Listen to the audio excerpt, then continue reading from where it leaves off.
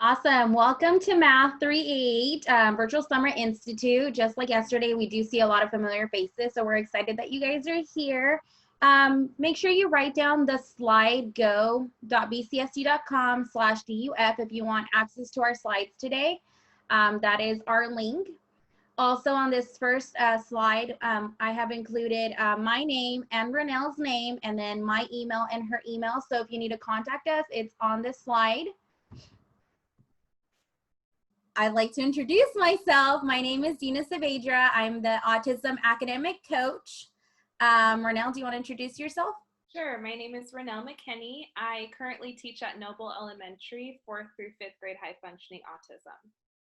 Perfect. All right, let's go ahead and continue.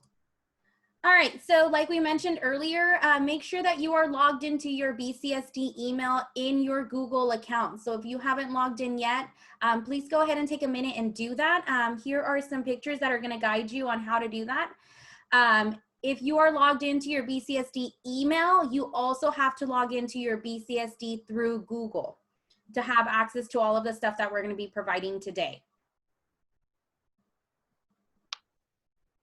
So we're going to give you guys just a minute to go ahead and do that if you haven't logged in yet.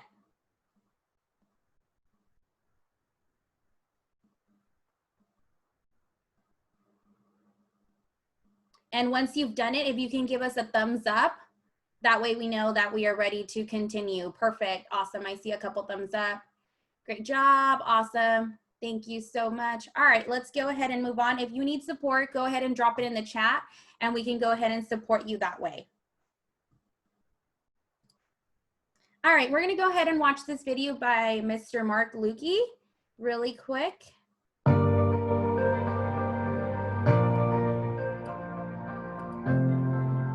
Good morning and welcome to Summer Virtual Institute.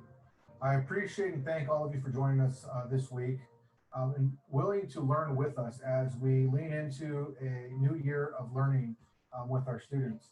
This is not the instructional program that we had hoped to accomplish this year in terms of our students starting the year in a virtual format.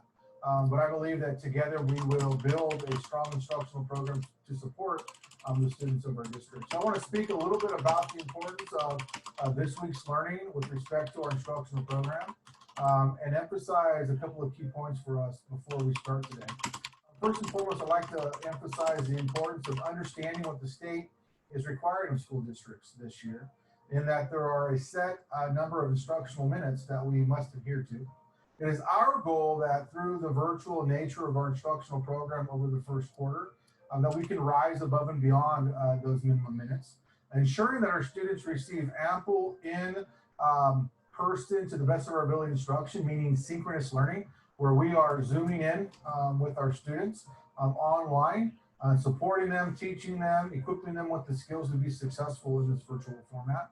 And then we are also balancing that with what we call asynchronous time, where we are assigning kids to complete assignments through many of our instructional tools and resources, while we as teachers and educators work in small groups with students who simply need more time with intervention.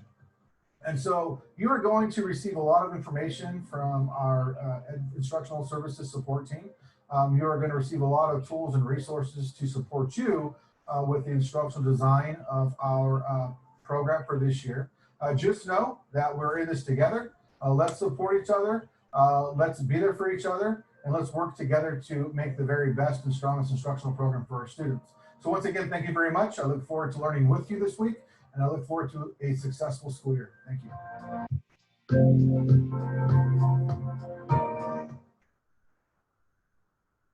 Awesome. So we are really excited to have you guys here today. Let me see.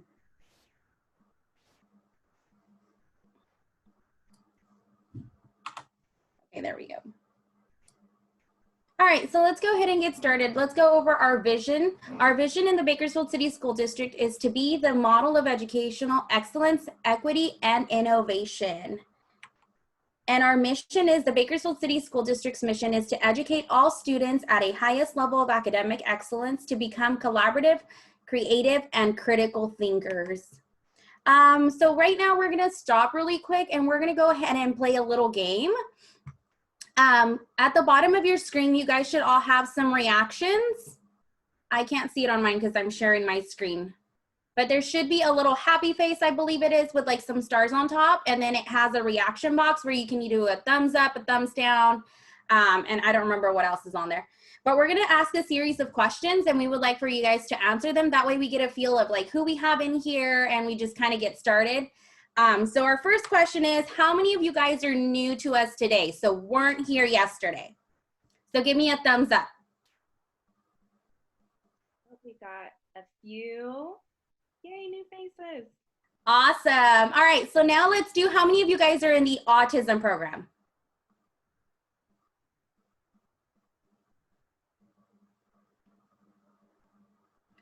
Awesome, we have a few, perfect. How many of you guys are SH? Oh, wow, that is a lot more. Awesome. Now let's do, how many of you guys have been teaching less than 5 years? Okay, how about 10 years or less? Okay, how about we do 15 years? Ooh, any 15ers? Okay, wow, that's amazing. How about, let's take it up, 20 years. Do we have any? Okay. Oh, Richard Awesome. Smith, awesome. Perfect, wow, that's exciting. That's really awesome. Now let's do, how many of you guys are excited to be here? Thumbs up. I'm like, hopefully we get some claps and some thumbs up because we're excited to present today. All right, let's go ahead and move on. All right, so we're gonna go ahead and just skim over our BCSD core priorities: a culture of collective efficacy, a culture of teaching and learning, a culture of student-centered schools, and a culture of access and inclusion to ensure a multi-tiered system of supports for all learners. So I know for us in special education, we want to incorporate all of them, but most specifically priority number 4, where it says that we want to incorporate all learners, because I know in special ed we have all kinds of varieties. And our academic priorities is read and comprehend grade level text. Priority number 2, successful engage in grade level mathematical tasks as they interact with grade level math concepts. Priority number 3, effectively interact in listening, speaking, reading, writing, and thinking activities through a range of conversations and collaborations with diverse partners. And today we're going to show you different websites or different sites that you can use to promote that collaboration between your students. And lastly, but not least, is priority number 4, which says effectively engage in inquiry-based learning experience centered on STEM concepts. All right, Renelle. Do you want to do our norms? Yes, I'll go over our norms. So our first norm is to celebrate our individual team and collective success. We need to also be engaged, focused, kind, respectful, and collaborative in supporting the vision of our collective work. Also be willing to challenge the thinking of the group to identify a better solution, while also encourage, validate, and support each other through the learning and implementation process while being open-minded to new and innovative ideas.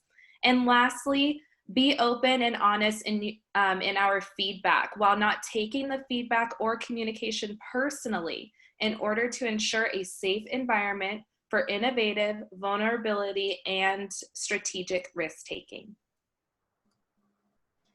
Awesome. So let's go ahead and talk about our video chat expectations. Just like if we were in a normal setting, we would have some expectations. And on Zoom, our expectations are be prepared, be on time, have your materials ready. So today we are going to be doing some lessons and we are going to be modeling. So we are going to need you to participate. And you are going to need either a writing utensil of some sort and a piece of paper. So that is going to be your materials for today. As far as the presentation, try and keep your camera on. That way we know who's out there. We get to see your faces and your smiles. Make sure you're dressing appropriately because we are seeing you. Check your surroundings, and then try and stay mute as much as possible. Unless you have a question, then you can go ahead and unmute and ask, or you can drop it in the chat and we can respond to you. As far as preparation, be focused, pay attention, and be an active participant. Be respectful with your words and actions and content. We're all failing forward and we're all learning. So we're all going in this together. So we need to be supportive of each other. And lastly, but not least, we have, like we talked about, the signals. You can do a thumbs up, and Miss Stacy said no thumbs down. Thank you, Miss Stacy. You can raise your hand and ask a question, or like we said, you can drop it in the chat and then we can respond to you privately, or we can respond in the chat to everybody. So our learning intention for today is that we will be able to understand lesson design, content, and the purpose for mathematical learning that includes a balanced approach utilizing math behaviors. And how are we going to know that we did that? Well, we're going to be able to navigate and deliver rich mathematical instruction that will promote mathematical learning belief and behaviors where students can thrive in mathematics regardless of the environment and setting. And let's go ahead and take a look at our agenda today. So we will be going over, I know Dina and I already introduced ourselves, but those of us who are new in our session today and weren't with us yesterday, you'll be making your introduction to the whole team that we have today in a creative way that we came up with. Also, we're going to be talking about online engagement.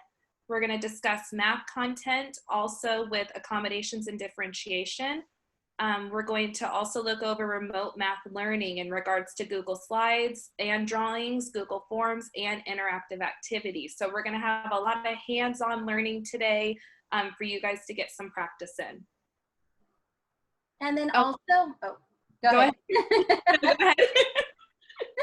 ahead. We do have a parking lot, so the sticky note on the corner, that is for the Bakersfield City School District. It goes directly to them. So this is where you would write any questions that we may not have the answer to. We are sending this parking lot to the district and they will be responding to these questions. So once again, if you have a question, you can go ahead and write it down on that parking lot link.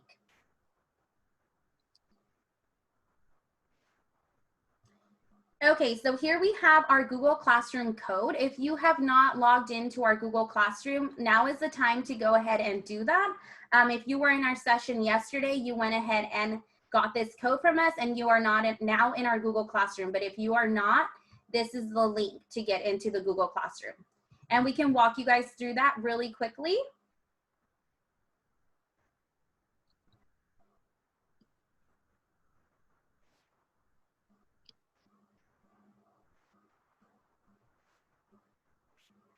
So if you have not added Google Classroom, you are going to want to open up a Google tab.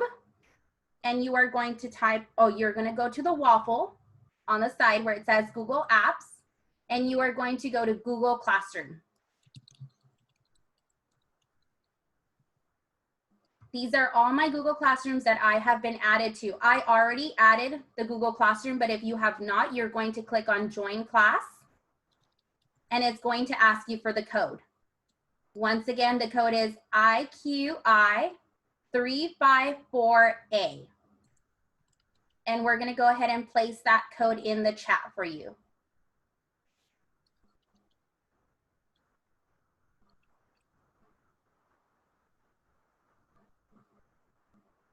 And then if you can let us know once you've done that with a thumbs up or a clap, that way we know that you guys are ready to move on. Some people are sharing that they don't have the thumbs up or the clap symbol on the bottom. If you're joining from a cell phone, you might have to switch the screen to find it. The other thing is, I know Zoom has done some updates, so just make sure you've updated your Zoom. That might help. But even if you don't, that's okay. You can just do this or this. It works the same way, yeah.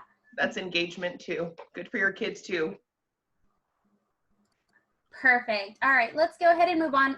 Once again, if you have a question or you need support, you can go ahead and drop it in the chat or privately message Miss Amy or Miss McKinney, and we can go ahead and help you with that. All right, so now we're going to take a moment. We're going to take a couple of minutes and we're going to go ahead and do our teacher snapshot. If you have already done it yesterday, then what you're going to do is you're going to click on Jamboard, and we created a check-in sheet for you to fill. So once again, if you have not created your teacher snapshot, you are going to click on this link, which we will also put in the chat box, and you are going to go ahead and create your own teacher snapshot. So a lot of you guys went ahead and did it yesterday. Today we're going to take a break after a couple of slides and go ahead and shout out a couple of you guys. So if you haven't done it, all you're going to do is you're going to go to a blank slide and you're going to go ahead and fill it in. If all the slides are taken, you can go ahead and copy and duplicate the slide to create your own slide if you want a blue one or a pink one, or if it doesn't matter. If you have already done that, Dina, I'm sorry. Can you go ahead and just show them really quick how to duplicate? Because yeah, of course. I need help with that. So this one,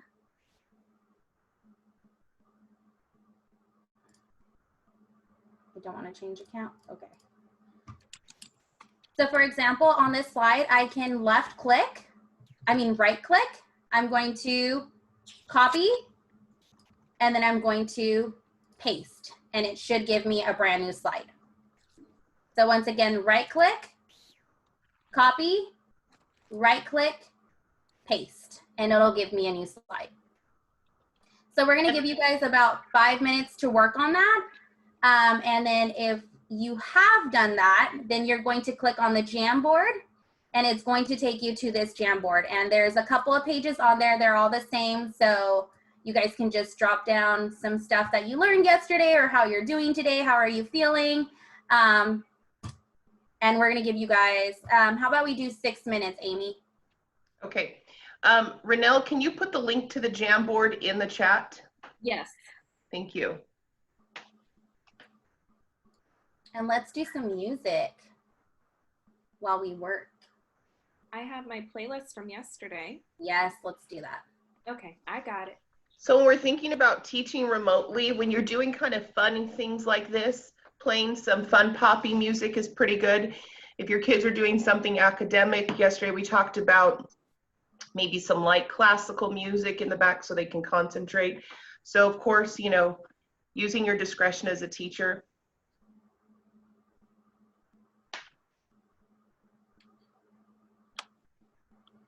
Let me get the music going, and then I will drop in the Jamboard link. But I didn't trust the lady of my life. She hit her with a drop top with the ribbon. Crib for my mom on the outskirts of Philly. You trying to flex on me? Don't be silly. Get the jiggy with it.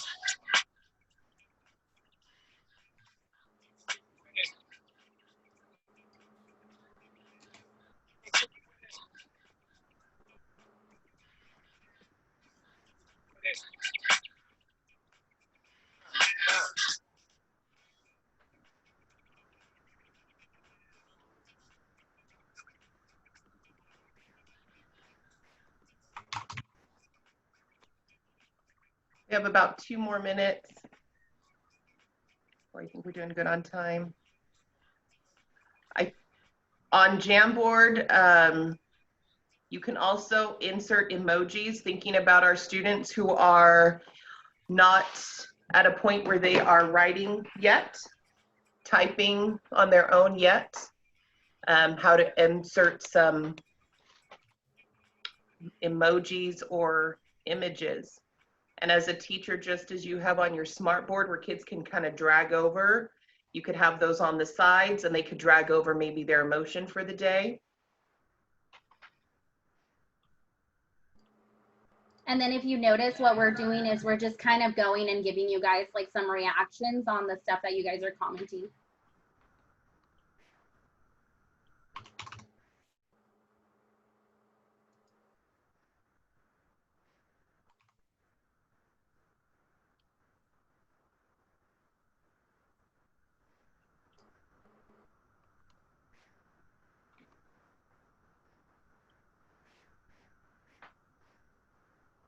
How much time do we have left? 45 seconds. 45 seconds. This would be a good place if you wanted to do a visual timer, you could.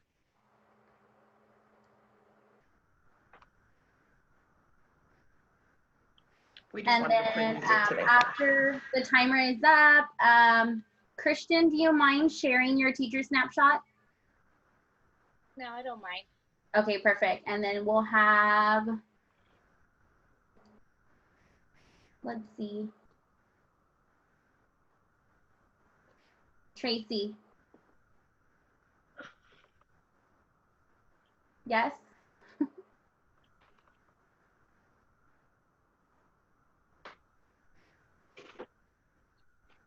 I'm like, Tracy, it's okay if you don't want to. It's totally fine.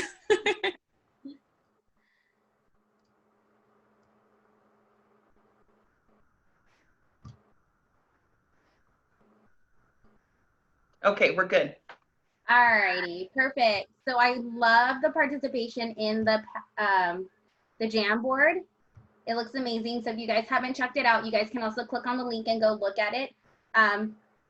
I know a lot of you guys said you guys are feeling overwhelmed, but it's okay. We're all feeling that way. The only thing is that, you know, we're here to support you guys. So don't feel like you have to do this alone. We're all in this together and we're all here to support each other. All right, so let's go ahead and go to the teacher snapshot, and we're gonna have Miss Kirsten share hers. Let me put it on here. All right, Kirsten. So, my name is Kirsten. Oh, Roza. Kirsten, I'm so sorry. Okay. I'm going to be teaching at Muncie this fall, but I have taught at William Penn for the past 3 years, and the year before that at Fremont. This is my 5th year teaching, and I teach 4th through 6th grade SH. My birthday is November 22nd. I'm a Sagittarius. My favorite color is yellow. And my favorite quote is, "Everybody is a genius, but if you judge a fish by its ability to climb a tree, it will live its whole life believing that it is stupid." This just tells me that everyone learns differently and not to judge someone based on how they learn. So Thank you. Thank you so much for sharing. Does anybody want to volunteer and share theirs, or can we pick one? And I can pull it up. Let's see. Renelle, do you want to share yours? Yeah, I can share mine.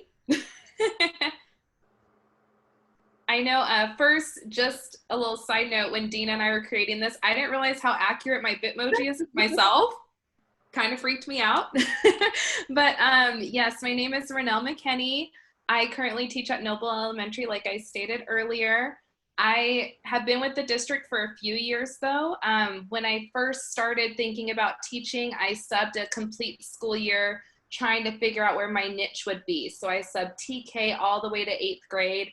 Then I found my love for special education, and I got hired on first at Thorner Elementary, and I taught there for 1 year doing RSP for their 4th through 6th grade. And then I went and moved school sites, and where I'm currently at Noble, teaching high functioning autism to 4th and 5th grade students.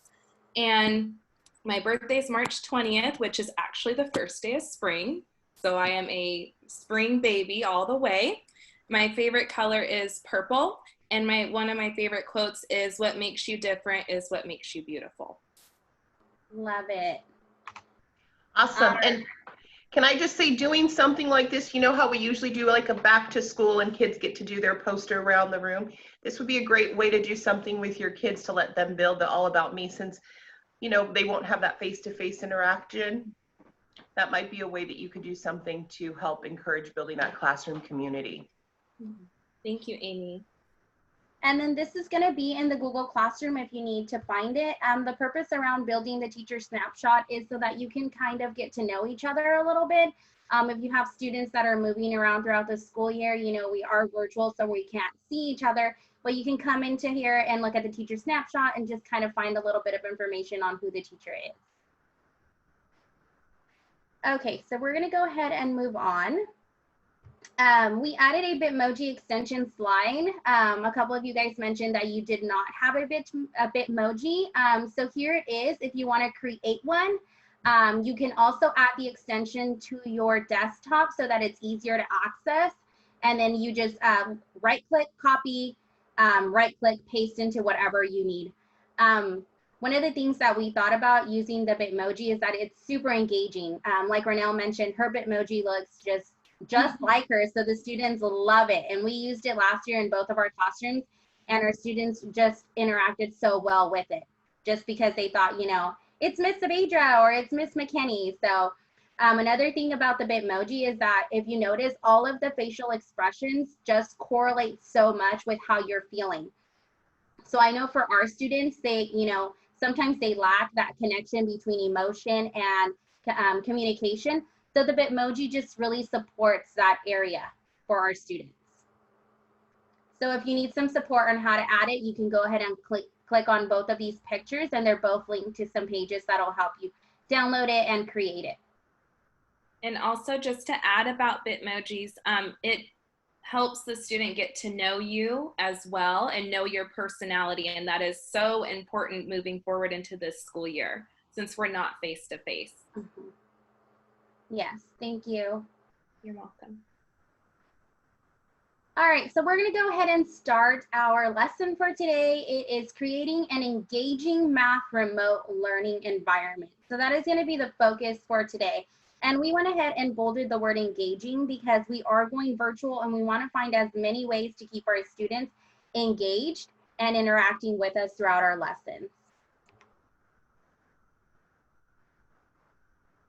So some of the ways that you can stay connected with your students and parents is Remind, Class Dojo, Class Tag, Linktree, Google Voice, just using your email address or your phone number to go ahead and contact them. We want to make sure that we're using various sources to make sure that all of our parents and all of our students are staying connected.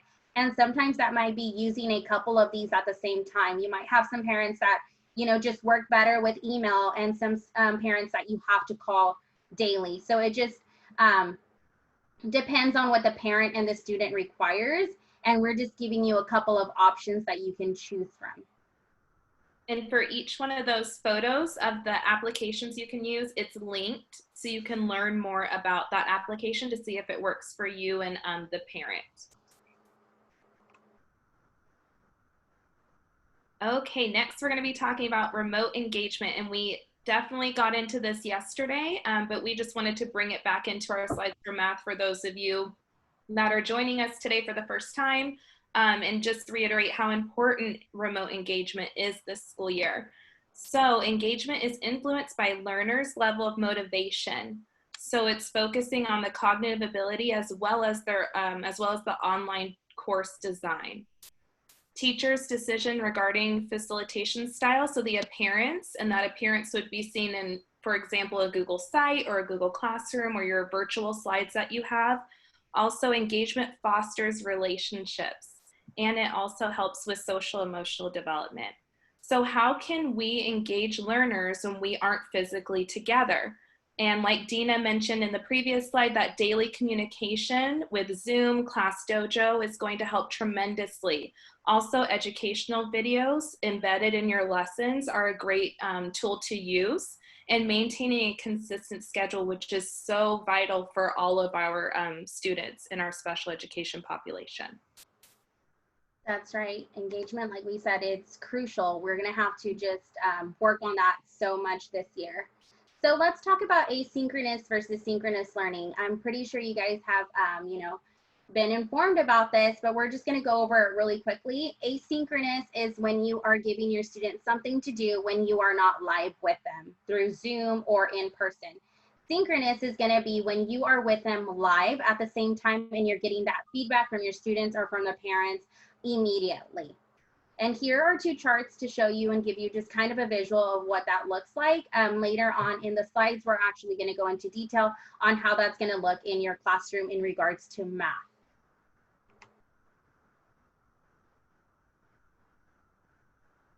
And like we did yesterday, we thought this slide was also important to add today, our EdTech Center on how to access content, and especially looking at the units and essential standards. So like we explored yesterday, if you click that picture and click a tab, it has a way to navigate the page. It also has informative videos that are very user-friendly. So our district did an incredible job providing that for us as well. And if there is a site that you want to go ahead and save onto your computer, this is going to be it, because this is going to have all the information that you're going to need for virtual teaching. So we're going to go ahead and click on it really quick if you haven't seen it. It's called the EdTech Center, and the link for it, Amy, can you drop it into the chat, please? That way everybody has access to it. I would write it down on your notebook or something so that you can check it out later. But it has grade level lessons in it, and they're separated by grade level. It also has an icon for the first 3 days of school. And there's lesson plans in here that are already developed for you to use that you can come in here and look at and accommodate for your students. Also, if we go back, this is a very important icon, the Google Classroom Guide. There's tutorials on everything you can possibly think of. And if you think of something that's not in here, you can drop it in the parking lot and we can send it to the IT department and they will create something for it. Another cool feature that the Ed Tech Center has is that there is tutorials for kids. So if your child, if your student doesn't know how to do something, then you can refer them to one of the videos in here so they can learn how to participate in the classroom. Or you can show these to the parents as well so that they can learn how to participate with you in Zoom.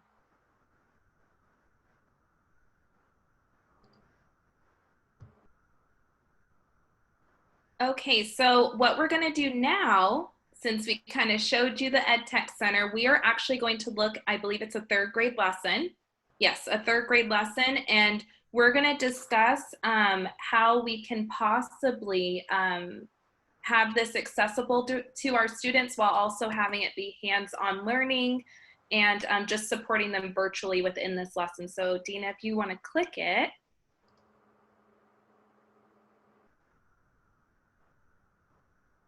Okay, so this lesson, just to give you a snapshot of it, it's on time and linear measurement.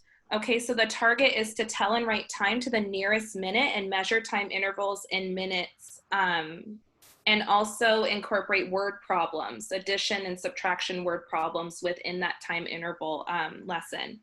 So what we're going to do is, how can we take this gen ed lesson and, like I said, make it accessible for our students virtually while it being hands-on? So we're going to go ahead and break you guys up into breakout rooms, I believe. And we are going to have you all look at the lesson and kind of create ways that you can use this in your classroom or provide support to students.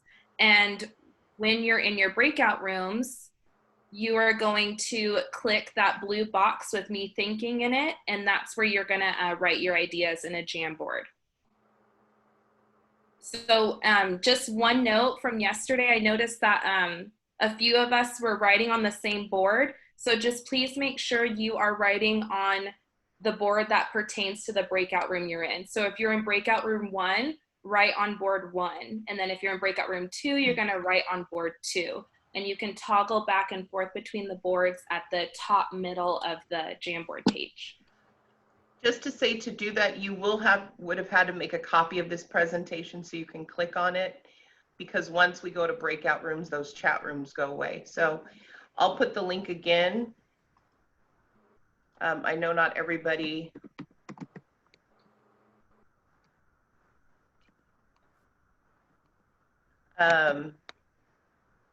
has access to that. If you have difficulty when we all come back, then we can work on you might be able to type on there. Okay. You would like 5 to 6 participants in a room? Yes. Yes. And how many minutes? Let's do 5 minutes. Okay.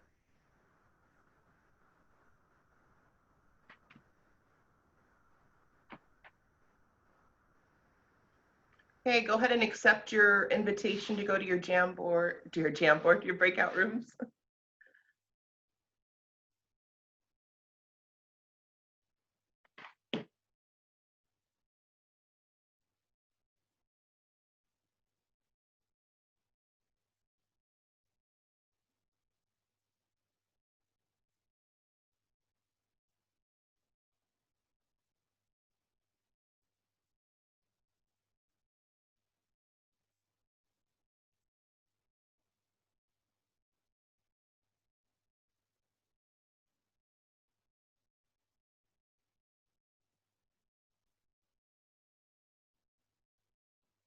Desiree, did you need help to go? There you go. Hi. Hey, how's it going? There's some people in this room that don't have any clue. They're new teachers. They can't access anything. So when you sent that message in, I got you. I but you got can it. did it mean acronym? Yes, but I know. Oh, I had already texted them about not doing the guys, but I put Okay. you all teams. That's what I texted them. Okay.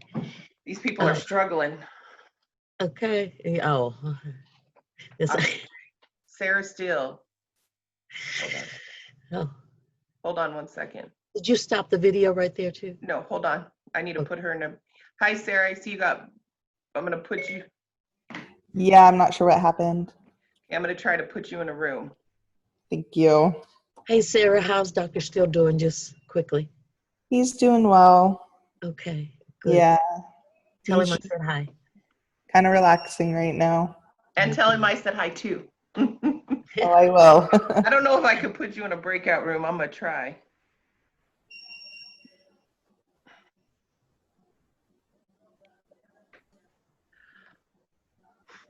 I'm struggling right now.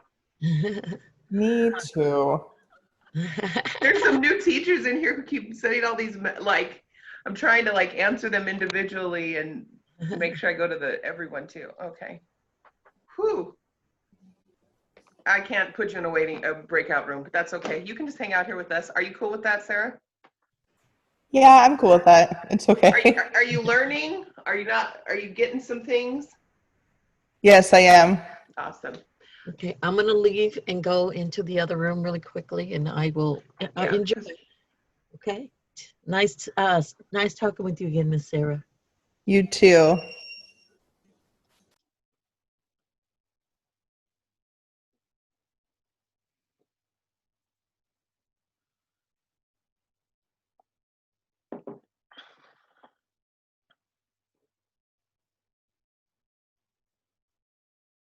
I'm gonna try to see if I can do that.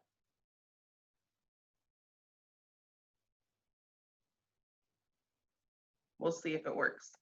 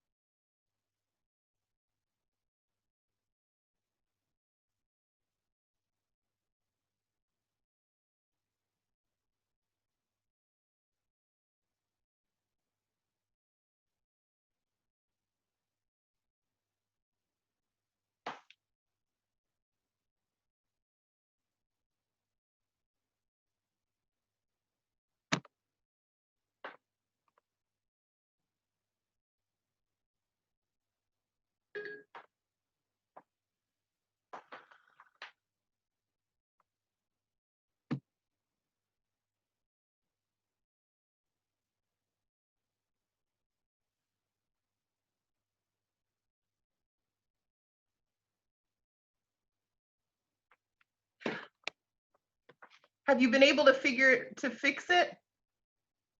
No, I've been working on it. Can you hear me? Yeah, I can hear you. So Okay. you can go to the DFP, but not the /DX. Yeah, because yesterday when I was doing the introduction, I was able to go because I bookmarked that DUF. Okay. Because I bookmarked that on my computer, but this DXV, it says that the page isn't found. That's weird. Have you tried a few times? Yes. Yeah, Okay. I tried a few times and I'm not sure. But I don't know if it's because I have a Mac. That's okay. Well, at least you are able to sign out at the end and do the eval. So just try to access what you can. And then once you get your district laptop, just write it down somewhere and then you can go back and make a copy of it. Yeah. And I'm reading all these slides and I'm liking all these slides. So I'll just continue. Yeah. And just, you can just write down the different links. Website. Okay, yeah, cool. That's what I'm doing here. Yeah. I've got it. Perfect. Okay. Thank you so much. You're welcome. Okay.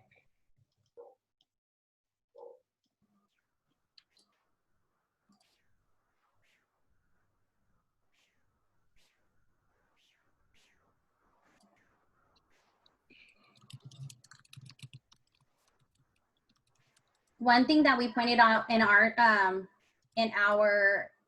group is that to access the Jamboard, you're going to be clicking on the blue square with Renelle's Bitmoji, not the Jamboard down here. So this is the one that's linked. Can we put that in the chat box? That link? The link to the Jamboard? Yes. Okay.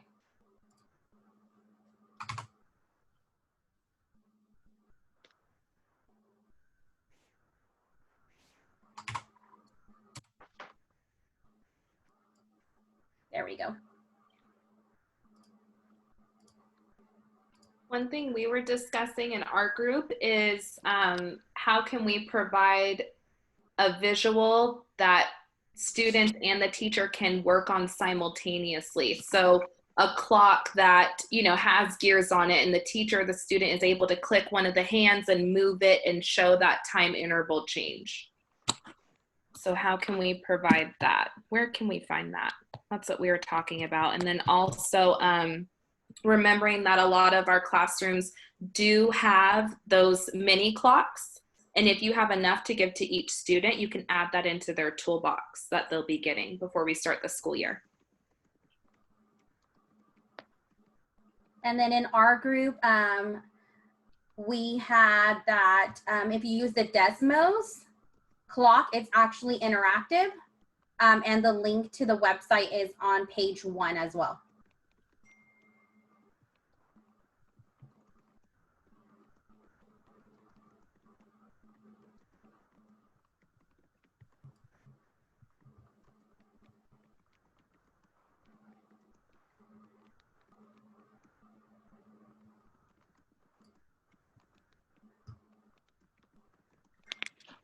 All right. Renelle, are we ready? Yes, we're ready. I was just sorry, I was reading Kirsten's message. Kirsten has a suggestion to model how to toggle back and forth between the Jamboard pages. So if we can show that really quick before we move forward. Yeah, let's go ahead and do that. So we have a few more Jamboards we're going to do today. Okay, so if I go back to the Jamboard that we were in, we were group 1. I was in group 1, so we were working on page 1. So if you notice at the top, it has 1 out of 7. So I was on page 1. If I click the arrow, then it takes me to page 2. So this is where group 2 kind of wrote down their ideas. And then I click the next page and it has page 3, page 4, page 5, and so on. So each page has kind of like their own group.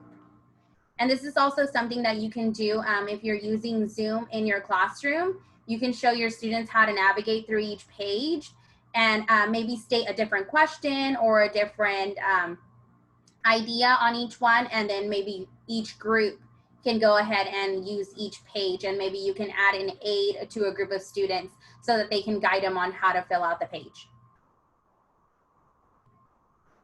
Okay, thank you, Kirsten, for bringing that up.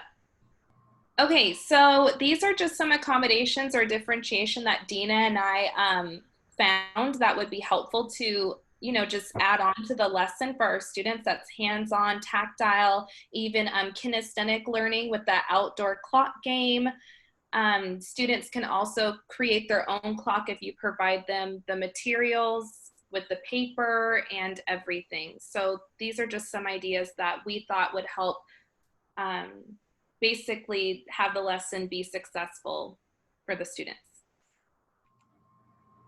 All right, so we're gonna go ahead and start remote math learning. So that was kind of an activity that we wanted you guys to kind of brainstorm and see how you guys would do it. Now we're gonna talk about some activities that we're gonna show and we're gonna model for you guys on how to do it through Zoom virtually.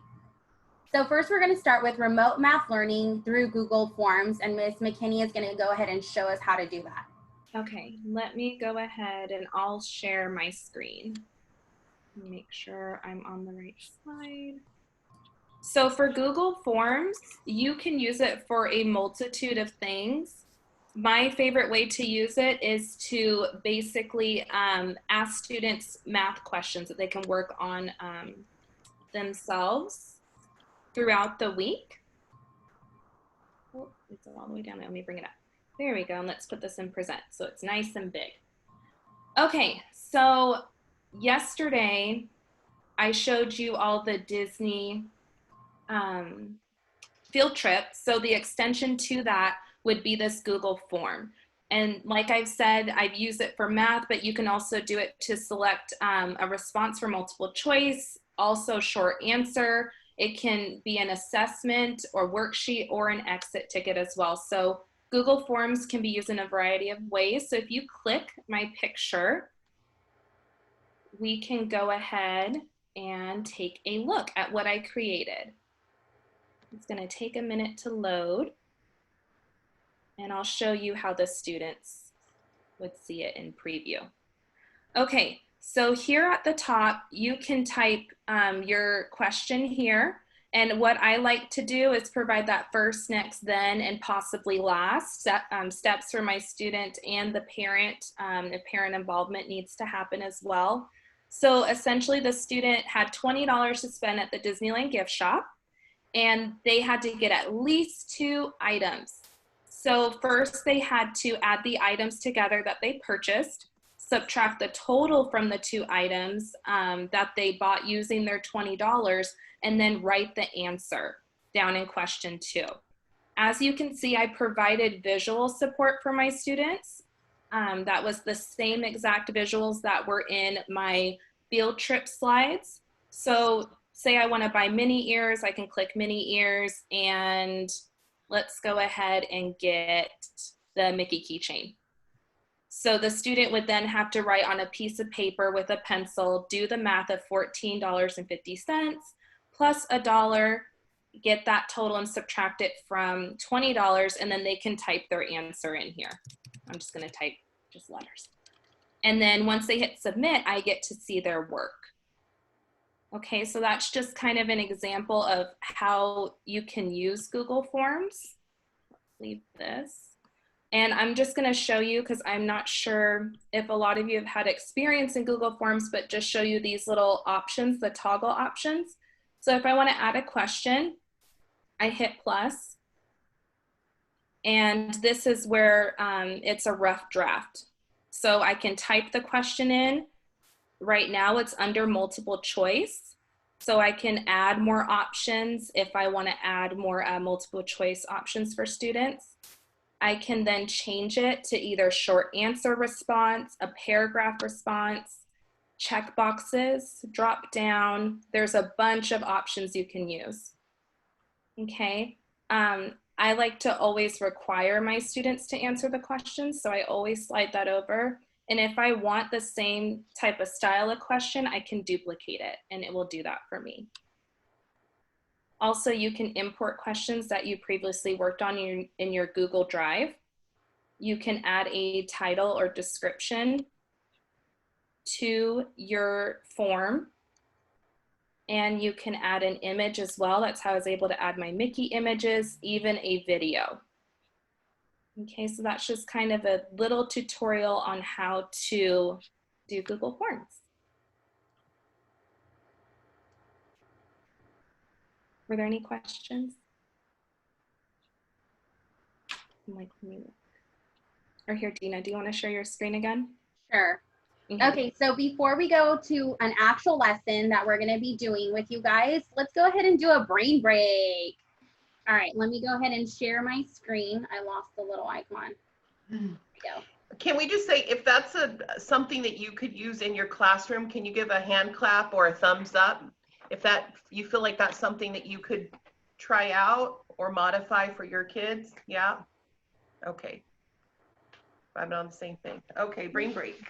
All right, let's go ahead and do a breathing brain break. So here's a video that you can also use in your classroom.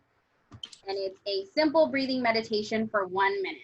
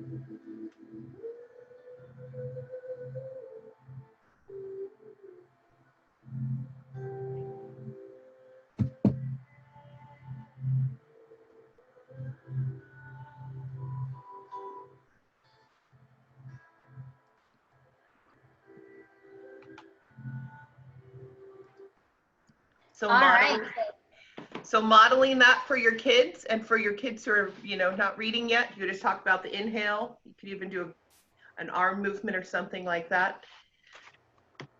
And the exhale, bringing it down, even having them name the shapes after to bring it to your math geometry lesson.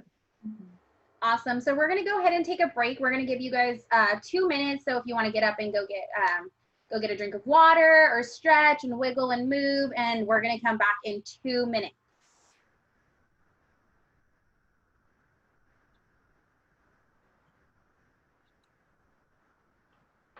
While we're taking that little stretch break, someone said they might not be able to see the audience reactions.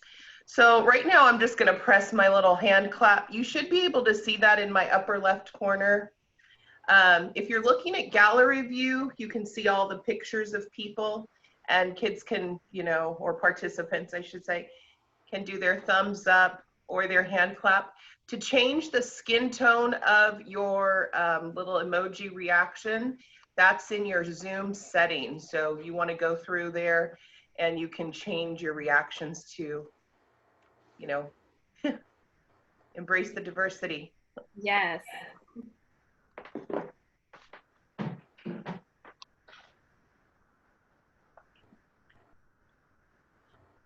I fixed my mic now, Dina. Hi. I couldn't talk. Are you ready to share your snapshot? I knew you were going to pick on me. And I'm like, I don't know what's wrong with my computer. I didn't connect with it. Okay, I was like, dang girl, she let me down. I was like, what's wrong with my computer? And then Renelle said, oh, you don't have to. I'm like, I'm not shy. Something wrong with my computer. No, like, don't worry about it if you don't want to. Dina knows I'm not shy, but I didn't know it was wrong. I was like, well now watch out. Her mic works now. Okay. Okay, we're going to come back, everybody, in 1 minute. I could have played a song or a little something, but that's okay. Yeah, I think it's the end of a week of training. I think our brains are all kind of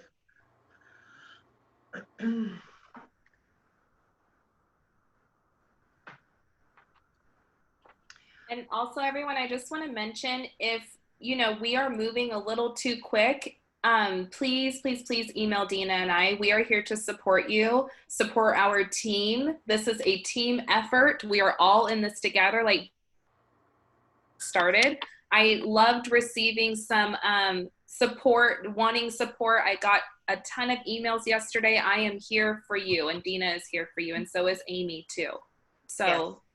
Please don't hesitate to email us. Janie raised her hand, so I asked her to unmute herself. We're going to come back. I was just trying to do what you said about the studies. Oh yes, practice, practice, Yeah. practice right now. So that's what that was. Yes, you can raise your hand if you want to come in and share. Hey, we're all failing forward here. It's just me trying things. Okay.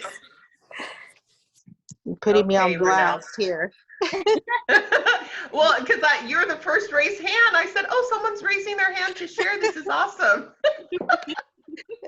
And I was thinking too, I was like, oh, are they seeing all this? It's okay. It's okay. Okay, I'm unmuting. Okay. I mean, muting. Okay, you're good. Okay, Renelle. Okay, so I am super excited for all of you to do this activity because this is something you could definitely use in your virtual classroom. We are going to be doing a math activity that involves thinking maps. I know we have been trying to bridge that gap between using math and thinking maps within our district, and we have been so successful with that. Now we're going to have to do that virtually. So what we're going to do again is we're going to go into breakout rooms. Within your breakout room, depending on your breakout room number, that's the slide you're going to work on in Jamboard. So once you click, Dina, if you want to click it, you'll click that thinking map there, and they each have a different thinking map and number or problem. What you are going to do as a group is you're going to click and drag those manipulatives that we have for you off on the sides and add them into the thinking map as a group, just so you all can play around with it, just see how it looks, talk about how it's going to work for your virtual classroom if this is something you want to use for your students. So we are going to do our breakout rooms in just a minute, but please remember to work on the board that pertains to your breakout room. Okay, I have 6 rooms. Is that good? Yes, perfect. Okay. And then also be ready to share. We're going to call on some of you guys after we're done so that you can tell us if this is going to work for your class or how would you modify it or some ideas, because we're all, picking from each other. Yes. How many minutes? We can do 5 minutes. Okay, I'm sending, okay, 5 minutes.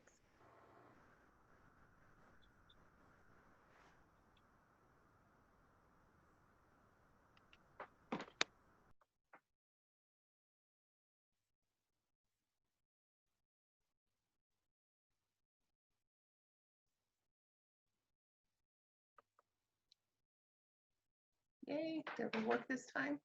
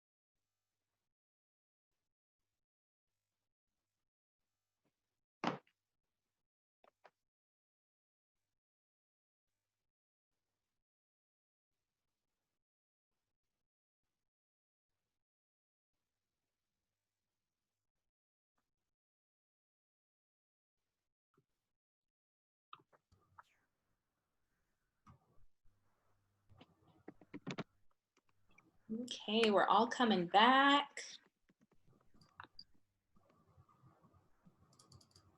Give everyone a few minutes. I'm like, I don't see Dina. I'm back. Okay, there she is. Dina, where are you? I know, sometimes you can get lost in the break rooms. It's kind of crazy. Yeah, we're like floating in space together. It's crazy. Pretty cool. So I was looking through the Jamboard and you guys did amazing. Like I was super excited just seeing all the stuff that you guys did and how you guys were actually uploading different stuff. So I'm just gonna walk you guys through the Jamboards, and if anybody wants to share, you can either type it in the chat, what you noticed or what you wondered, and then we can answer, or if you wanna unmute yourself and share kind of what you did on the Jamboard, or if you're gonna be able to use it with your class. These are great. Yeah, Yes, so check out the first one. Dina, do you mind just going through each one? Yeah, I can do that. Yeah, so the first one, yes, so on the first Jamboard slide, we had a circle map, and in the circle map, we had the question 3 plus 3. So show all the ways that you can do 3 plus 3. And what we did with this slide is we preloaded it with only right answers. So for your students that you just want them to participate, no matter what they drop into the circle map, it's gonna be right. So we added a 10 frame, and then we used our pen to go ahead and color in those pieces to go ahead and show 3 plus 3 is going to give you 6. We also did boxes. So they were in here, and then we just dragged them in here. You can duplicate, don't forget, and it just creates another one. And then you just drag it in there. And then one of our friends in our group went ahead and dragged in the plus sign. So that was awesome. So we were able to show 3 plus 3 equals 6. We also have some visuals with fingers, and we have a number line. And then we had an overachiever that actually used the pen, which was really cool. Woo. And they went ahead and, actually drew the lines and then added it up and put it down here. Oh, look, we have some nice drawings down here too. So that was pretty cool. So now we're going to go ahead and go into the second one. And this one was breaking up that big number. So here we have the tree map. So it's categorizing the different place values. What we did was we preloaded it with the numbers. So all they had to do was drag them and place them into the correct spot. Oh, and just to mention on that one, Dina, yes. What other way can we use that tree map? Anyone have an idea? Because that's kind of where my brain went. Can I say something real quick on this tree map? Just to take it for your higher levels, in your boxes, you could put hundreds, tens, and ones, and you could have, them do it that way. Yeah. Yes. Showing love it. Cube, your tens. When we think about the CRA model, right? Perfect. Oh, Kirsten got it. Word form. What else? Yes. Word form. Yes. Standard form. And expanded form. That's kind of how my brain was with it. Perfect. So now we're going to go to the third example, and here we have a bubble map. Once again, we preloaded it with the correct answers, and then they just dragged them and dropped them into the bubble map, and it just shows different ways that you can see 3/4. One of the things that we talked about is, if your students master the level of dragging and dropping into the bubble map, then what we can do is preload some right answers and some wrong answers. That way they're discriminating and really understanding what 3/4 is, and then showing you within their group what that really means. In the next example, we had a double bubble map. So now we're comparing 8 times 2 and 8 divided by 2. Once again, you can drag and drop, or you can, ooh, I love this one. So this is a different way that you can show it, and it was just, added in and drawn in. Here is a bracelet, I believe. Yes. Yes. What did you expect in the middle one where the bubbles were connected? We couldn't figure that out. So you can put an 8. They both have an 8. They both have a 2. So it just depends on how you're doing it. If I'm later on in the presentation, we're going to talk division. We're going to talk about multiplication using cookies. If you're using the cookie and you have the visual, then you're using cookies in both of your examples. And that map is kind of like, Stacy, if you think of the old like Venn diagram, right? What do they have that are the same? What's different? Yeah. And then, so here we go. We have the brace map, and we did money. So we broke down the money. So again, we preloaded with money on the side. So all they have to do is drag it over and count it to make sure that they are breaking apart the $20 bill.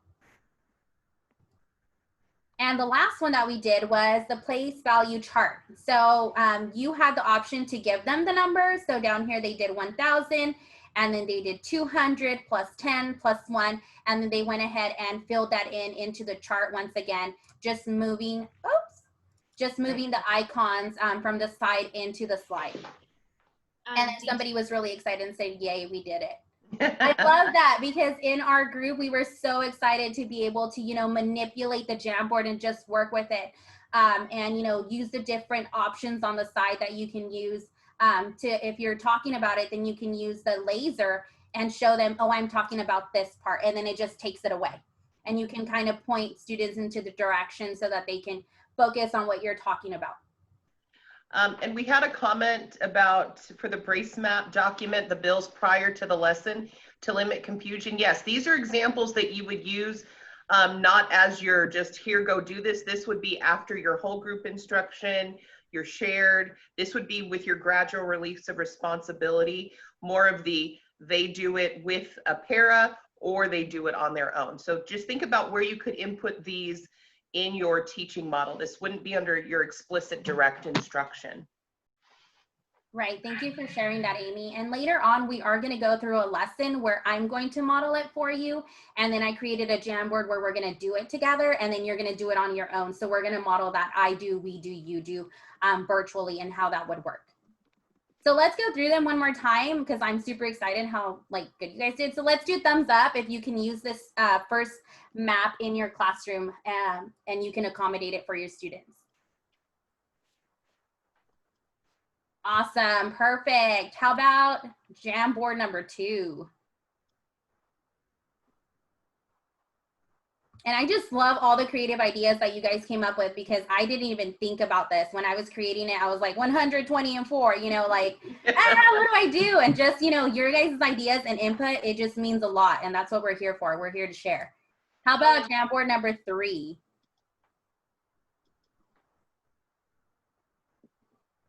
Awesome. How about Jamboard number 4? Jamboard number 5. And the last one, Jamboard number 6.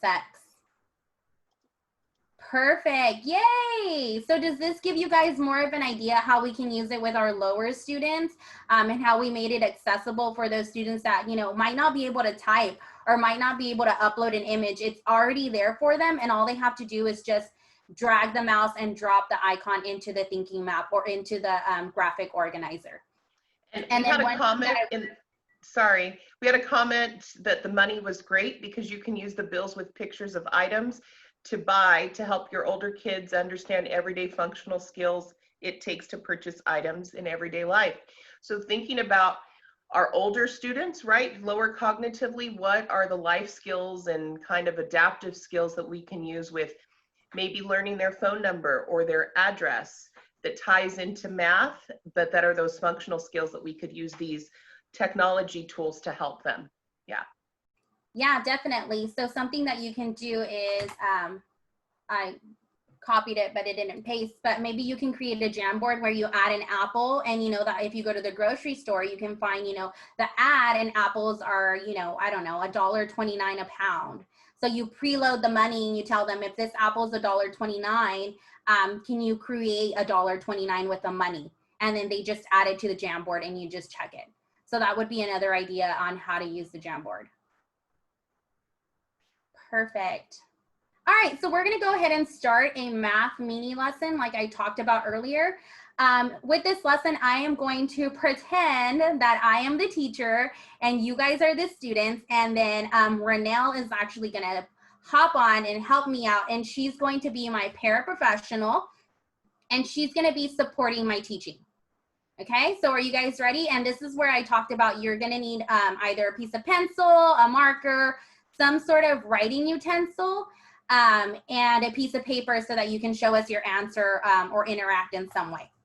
So I'm gonna give you guys just a couple of seconds to gather that if you don't have it, and then we're gonna go ahead and get started.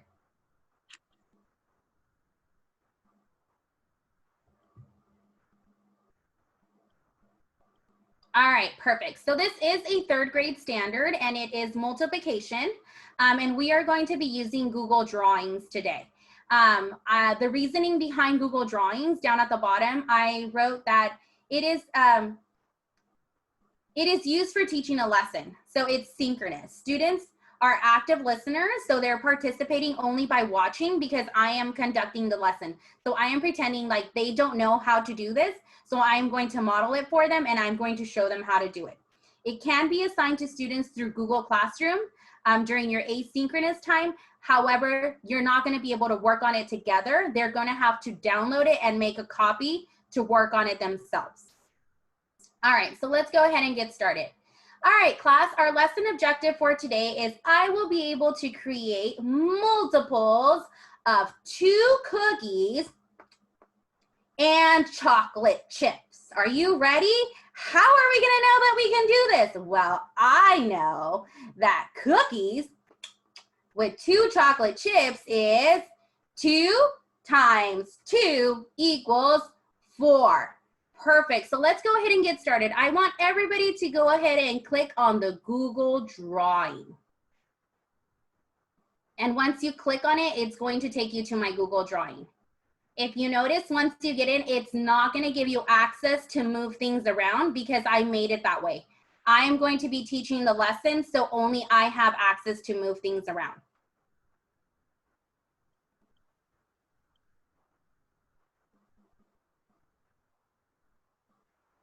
All right, once you're all ready, go ahead and give me a thumbs up on your screen so that I know that you're ready to keep going. Perfect, yay, thank you so much. Awesome. All right, so how many cookies do we have here? 2, perfect. Who likes cookies? I love cookies, they are delicious. And my favorite are chocolate chip. I love chocolate chip cookies. Now, how many cookies do we have again? 2. 1, 2. So since I have 2 chocolate chip cookies, I added the number 2 down to the bottom. 2 chocolate chips. But I mean, I don't like plain chocolate chip cookies, do you? So let's go ahead and add some chocolate chips. I want to add 1 chocolate chip to my cookie. If I added 1 chocolate chip to my first cookie, my second cookie feels jealous and it needs 1 chocolate chip too. All right, so now I have 2 cookies with 1 chocolate chip each. So I am going to go down to the bottom and I am going to type 1. So now I have 2 times 1 equals, how much is that? Well, let me go back and count. I'm gonna go back and count. 1, 2. Did you see that? 2 times 1 equals 2. Wow, that was amazing. Let's try a different example. How about if I add 2 more chocolate chip cookies? Chocolate chips onto my cookie.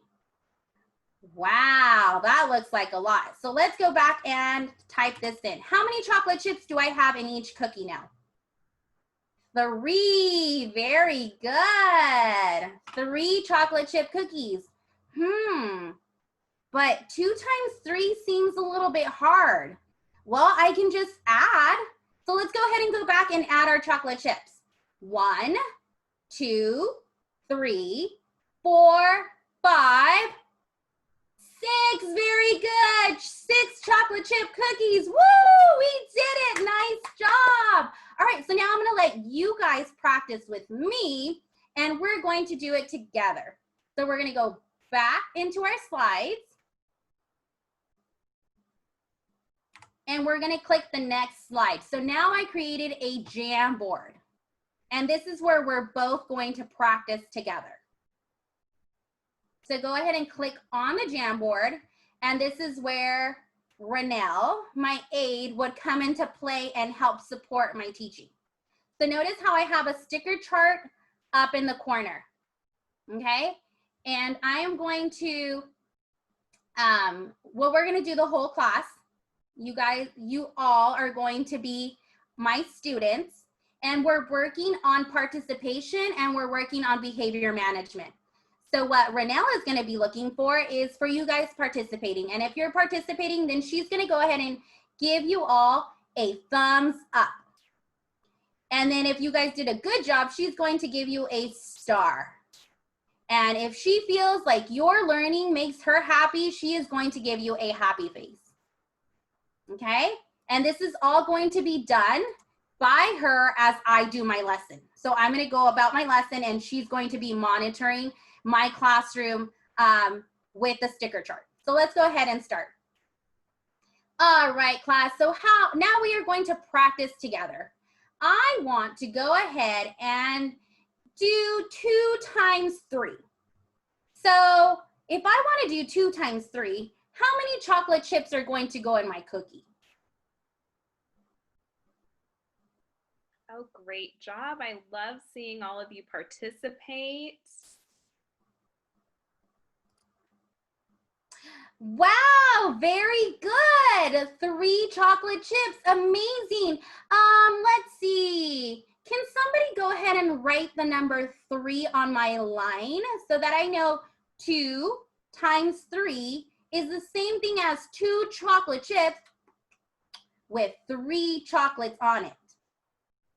Very good. All right, so let's go back and count. Let's do this together. Ready? Let's go ahead and count our chocolate chips. 1, 2, 3, 4, 5, 6.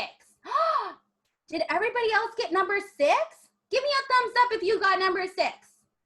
Nice job. Yay, we're all doing fantastic. All right, let's do another example. So I'm going to go ahead and erase. And we're going to do another example. So now I'm thinking I want to do 2 times 5. Can you guys help me out do 2 times 5? And then when you're dragging, make sure you hover over the arrow so that it doesn't annotate. I love seeing you all work and participate. Amazing job, class. Keep it up.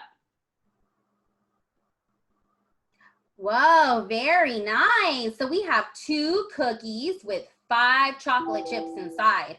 That looks amazing. I don't know. This lesson is making me hungry.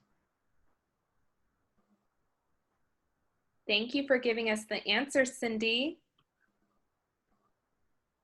Good job. Perfect. Very nice. All right, class, let's go ahead and do this together and let's go over it. How many cookies do we have? 1, 2. Very good. And that is our number right here, 2. Now let's look inside. How many chocolate chips do we have in this cookie? 5. Very nice. One more time. How many? 5. And how many do we have in this one? 5. Nice job, because we can't have 5 in this one and not have 5 in this one. They have to be the same.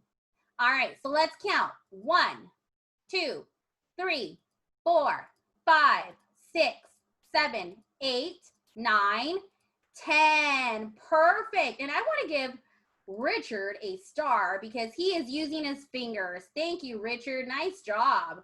I like how you're participating. Wow, we are almost to 10 stickers and we get a break. Are we ready?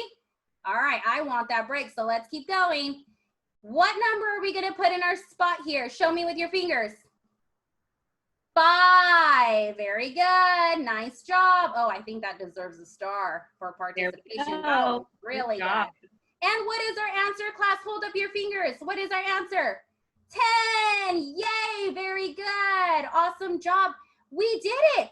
And we reached our points. We got 10 points. You guys did amazing. I think we deserve a stretch break. Are you guys ready? Okay, we're going to do 1 minute and we're going to stretch. So here we go. Go ahead and put your arms up and put them to the side. Now touch your nose, wiggle your ears. Oh, you are doing amazing. Perfect. So we're going to bring it back.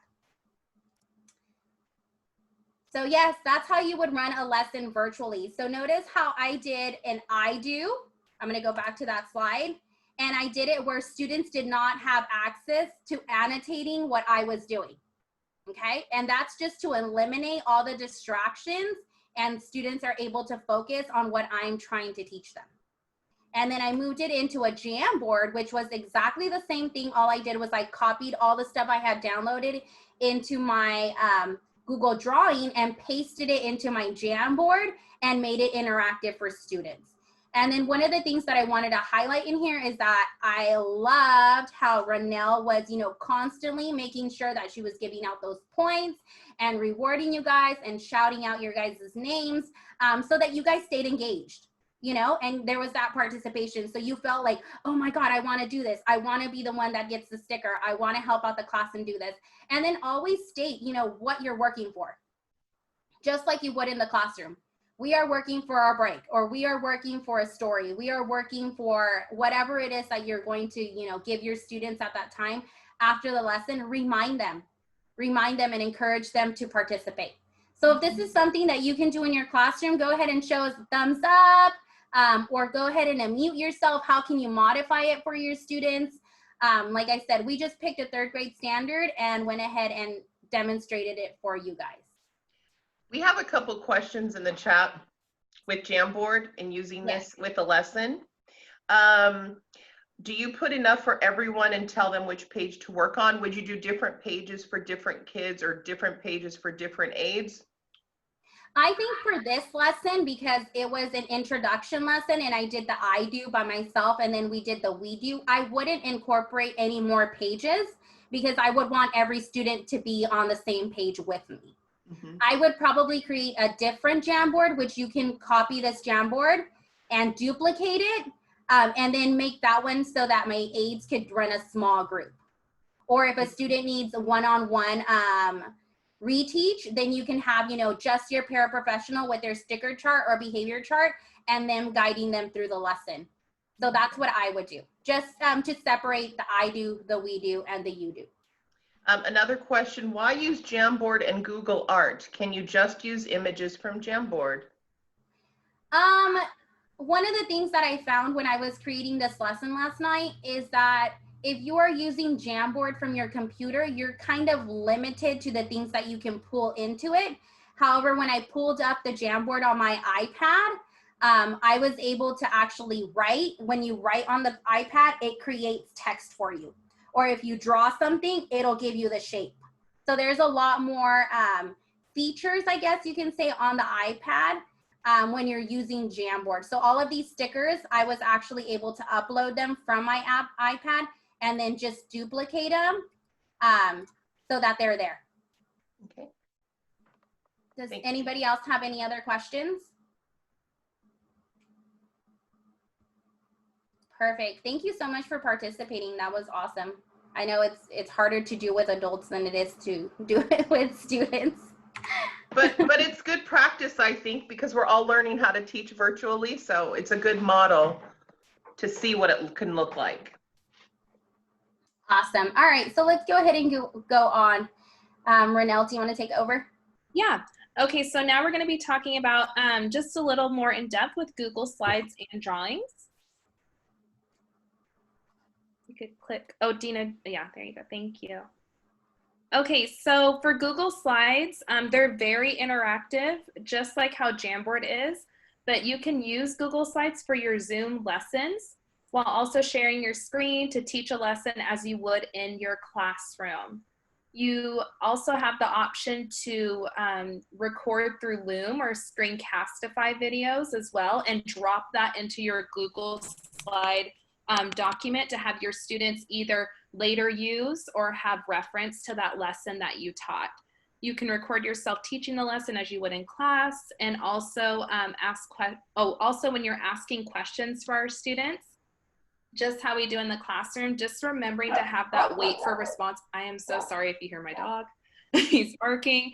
Yeah, just wait for that response time with our students. And you can also use them as a Google Classroom assignment with Google Slides. And what Dina and I mentioned yesterday, it's so important and just something to think about. Definitely sending that Google Slide document to the parents before you're going to introduce it to the students, just so the parent can navigate through it, understand what their child is going to be learning for the day or for the week. It would just be something to think about. And there, oh, I'm sorry. Just go back really quick, Dina. This one? Yes. Okay. That is just another base 10 manipulative creation. This would be more towards our higher functioning students. It poses a question for them and they have to create the image using the base 10 blocks. But I just wanted to drop this in there for you just to give you teachers an idea of having an extension activity using base 10 blocks, because we use those throughout our math lessons in all grade levels. So now I'm going to show you an example of some previously made Google Slides and how they can be interactive for your Google Classroom to show your students. So these are some place value slides that I created last year for my classroom. And this is how I taught them. All right, so here is the number. It is number 12. How many 10s are in 12? So then they would tell me 1. How many 1s? 2, perfect. And they would have their, you can either have them draw it on a piece of paper or write down the number on a piece of paper so that they can show you. Or if you're sending home a whiteboard with an erase marker, then they can just show you the number on the whiteboard. All right, let's go ahead and check our answer. Very good, nice job. 10 and 2, very nice. And then you would just go through the different slides. It has the example and then they check their answer. They have the example and then they check their answer. Now I'm going to talk to you a little bit on how to create this. You only have to create it one time. So you make one template and then all you do is, remember we talked about it, you right click, you copy, you right click and you paste. So it automatically makes that slide for you again. And then all we're doing is we're coming in here and we're editing the number. And then you're duplicating the next slide and you're creating, you're copying and pasting the manipulatives that you're gonna be using. You copy it, Control C, and then you paste it, Control V. And then you just go from there. So now I have 4, so they can show you. Once again, this is Google Slides. It's more for presenting and it's more for teaching than it is for interactive and having your students come on here and do it. I would not give your students access to doing this on their own just because they would mess up and move everything around, and you want this to be more fixed so that you can manipulate it. If you want your students to interact with this lesson with you, then I would create it in Jamboard and then kind of go through it like I did previously with the place value lesson. Dina, we had just a quick question. Can you show how you add your base 10 block into like when you first started creating your slides? Yes, definitely. Really quick? Okay. Yeah, so I'm gonna go ahead and open a new tab and I'm going to go to Google and I'm gonna click base 10 blocks. And it's gonna give me a lot of images. So I'm gonna click on images and I'm gonna pick the one that I need. I like to pick the one that is by themselves. So for example, if I'm gonna use the 100 chart, the 100 block, then I'm gonna right click, copy the image, and then I'm gonna go back to my place value and then I'm going to paste it. And then I get really picky about it and I don't like how it has the stuff on the bottom. So then I can double click it and then I can crop it so that I only have the base 10 block. And then from here, once it's in here, then you just duplicate it. Right click, copy, paste, and now I have 2. I mentioned too in the chat that at the end of this presentation, you have links to virtual slides Virtual math manipulatives like didacts. There's several, even in the My Math curriculum that BCSD has online, they have them too. So you can create them here if you'd like. There are also those options for you. But Yes. I like how you just showed how you can just find it online, do it really quick. Yes, and then one thing that I wanted to point out, if you're noticing that in all of the other ones, it shows the faces on the top, so it shows who's on here. You'll notice that on my slides, it doesn't have anybody because I only gave you guys permission to view it. If I was giving it to my students, you're not gonna see them on top because you're sharing your screen and they're viewing what you're doing. Okay, if they're interacting with it, then it's gonna have these little circles with people's names at the top. So you know that they're logged into the activity and they can participate with you. So that's just a little notice that I wanted to talk about. That's a great point, Dina. Thank you. All right, let's go ahead and move on. Okay, so now we can talk about Google Drawings. And like you previously saw in our Jamboard, we use Google Drawings to demonstrate thinking maps for you all. You can also use Google Drawings for touch math, sequencing, adding more images if necessary, your UDL time, and students can create from a blank canvas. So the more they are creating, the more they are learning. So Dina, I know in my Jamboard session with my group, they were wondering how to use Google Drawings. Okay. So I don't know if you want, I can do it. So you can have like a little mini yeah, that's fine. Okay. Drink some water.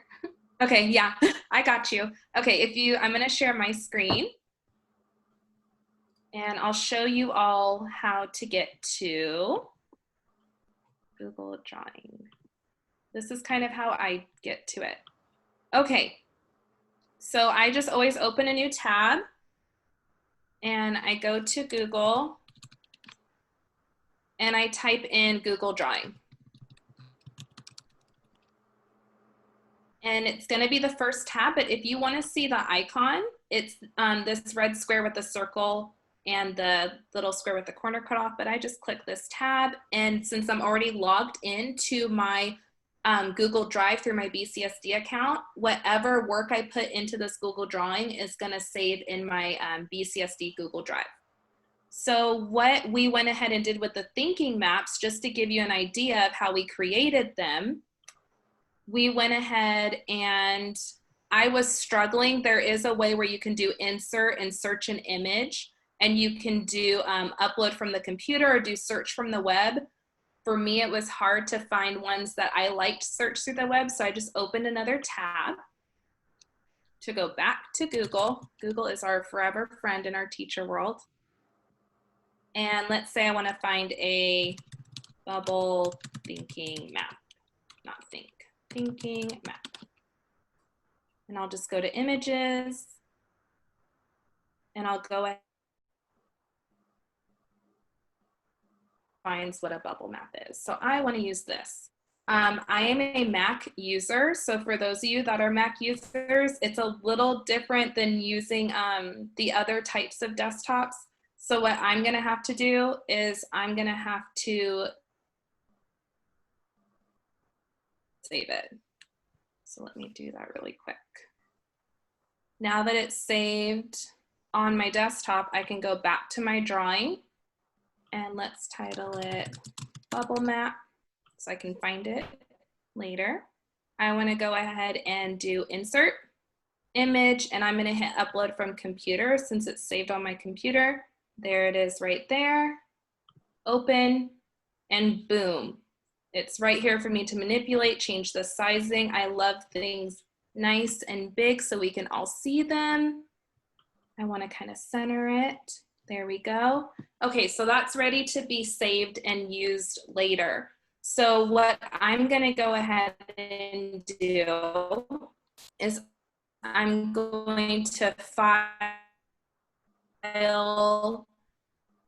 and download it as a JPEG. Showing my group, I can then drop it into a Jamboard or into a Google slide. So say, here, Dina, I'll just go to yours because it's accessible. It's right here. So then what I can go ahead and do once this loads is I'm just gonna take my J into my Google, and then you'll kind of see how it's different when loaded. Okay, so I just clicked and dragged it in, or you can do insert image and search for your recently downloaded, but see how nice and big the image is. You don't see those gray and white square boxes anymore. I can make it smaller if I want to, and that's how we were able to get those clear thinking maps with using Google Drawing. So I just wanted to share that with you all because that's a very neat tool you can use within your classroom. We have about 5 minutes left before we're going to do the evals and sign-outs. There are several other things that they've included. Do you want to just touch on briefly, Dina and Ranelle, about the math and literature and anything else? We spent a little bit more time walking you through Jamboard, walking you through lessons, so you could see the hands-on piece, but there's more that you can access. Yes, and we also included, like I said, there's another lesson in here that is also interactive on time, and you can actually use that one. Just make a copy and save it and use it. And it has the clock and it has the lesson objectives and all of that stuff. It's already completed for you, and it has an activity with it as well. So if you want to click on that and look at it later on. We also found the 4th grade teacher on YouTube, and she actually has so many amazing videos on how to create all this stuff, or just self-care stuff that I think is going to be really important going into remote learning this year. Once again, I went ahead and highlighted when you are creating something, it's important that you always go ahead and change the link when you're sharing it. If you're sharing it on Google Classroom, or if you're sharing it on a Google site, make sure that you are sharing it with anyone with a link, because we have to remember that our students, we just want them to log in. And sometimes they're going to be able to log in with their BCSD with their BCSD email, which we are highly encouraging, but sometimes they're going to log in with mommy or daddy's email, and that's okay. We just want them to have access. So my recommendation is anyone with a link, and then it just depends on you. If it's a Google Drawing or something that you're going to be sharing just for them to look at, that you're going to share on your screen, then you're going to do viewer. And if it's something that you want them to edit, then you're going to put editor on here, on that option. So there's a slide for you on here. Also, if you go to the EdTech Center, there is also a video on how to do this. So if you need more information. Here's the virtual manipulatives that we were talking about earlier. They're all linked on this slide. So if you have some time, if you don't want to look for them on Google, you just want to go somewhere where you know you're going to find them. These are some great links that already have stuff pre-made for you that you can just copy and paste. I'm not going to go over this one. Like I said, you can go ahead and click through it. It has interactive stuff for you. It's just another mini lesson that you can look through and get an idea. I did go ahead and link on the first day of school. This is kind of like just a little social story that you can use with your students. If you click on it, it takes you through just some expectations and guidelines. I know if I was in the classroom with my students, I would want to read this on the first or second day. And it's just a little social story on germs and being sick, and just kind of like informing them of what's going on and why we're going to start virtual versus like being in the classroom. I just thought that was super neat to add with you guys. All right, Ranelle. Okay, and math and literature, it shows through research that it helps build interest in math in a non-threatening way to students. It also connects math in real life for our kiddos as well. And all subjects of learning are tied into literature and math. So you're also getting the math skills done, reading skills done as well. And it also builds background knowledge while activating prior knowledge in students. So in the next slide, I went ahead and added a book for each grade level that I felt would be fun to use, or just so you can get an idea of how math and literature helps. Also at the top right corner, I linked a website where I got a list, maybe 20 books per grade level. Just keep in mind, unfortunately, that website does only go from 3rd through 6th grade. But as you can see, I added the 7th through 8th grade math book there, The Math Curse, which is one of my favorites to use in the classroom. Okay, so for those Google Classroom ideas, you can go ahead and look at those later on your own. I'm going to put, because we're at 11:05. I know there's a couple questions. I know there's great stuff. Do you just want to click through the last couple slides, Dina, so they can see what they look like? Yes. And then I'll put the... Yeah, so once again, here is our Google Classroom. I'm going to be in charge of this Google Classroom for the rest of the year, and I'm going to be supporting you guys. So I will be dropping ideas and stuff in this Google Classroom. So I highly encourage that you sign up. That way you are in the Google Classroom and you can look through it through the rest of the year. I also went ahead and linked, oh, sorry, Renelle. Sorry, Dina. If you haven't gotten a chance to look at it, Dina and I have dropped a ton of stuff already, resources that you can use for your classroom. I'm sorry, like I said earlier, I blew up all of your emails yesterday, but we're going to continue to drop stuff throughout this week as well for you, okay? Yes. And then if you find something cool out there and you want to share it, email it to Renelle or myself and we can drop it in there for you guys. We're all about borrowing here and we're all about sharing. So we would highly appreciate that as well. If you would like, oh, there's a question if they can share the link with others to join the Google Classroom. Yes, definitely. Yeah, go ahead and do that. Yeah, this one, like I said, it's the spam of 4th through 8th grade just because that's what we got for Virtual Summer Institute. But definitely, if anybody can benefit from it, go ahead and share the link and they can add themselves to it. For the eval code that I placed in, when you click on the eval code, it doesn't have 9:15 to 11:15. Please click the 10 o'clock to 12 o'clock button. We didn't set those up. They were already set up for us. So the eval code, if you are not able to copy and paste, it's go.bcsd.com/DRE. Thank you, Amy. And then just to go back to yesterday's training, I went ahead and I linked my Google site once again. If you don't know what a Google site, you can go ahead and click on one of these links and it will take you to what a Google site is. And it's pretty neat how it's set up. I use this to communicate with my parents during summer school. It has lots of neat stuff. I divided it by weeks. So we had 4 weeks of summer school and in each week I communicated, I added what I was going to be doing. And went ahead and did, more activities. I also included an occupational therapy room where OT went ahead and put in her input for the students. There was also an SEL calm room where I posted videos on how to self-regulate and just emotions and all that stuff. There's a speech room, my schedule, and shout out. So this is just an idea for you if that's the route that you wanted to go and create a Google site. We came up with this toolbox of ideas on some stuff that you might send home if you get into the classroom. Here's just a couple of manipulatives that we thought, if you have around your classroom, you can send home with your students just to support the learning at home. And last, we have a how-to resource for remote learning. If you follow the link at the top, it is going to take you to this site, where if you click on it, it literally has a how-to on anything that you can possibly think of.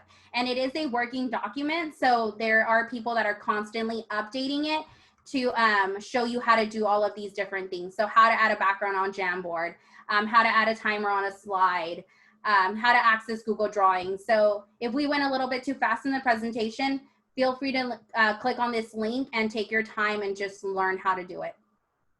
And we're always here to support. I know sometimes instructions are kind of hard for me and I just need to talk to somebody about it. Email us. We're here to support you. Anytime.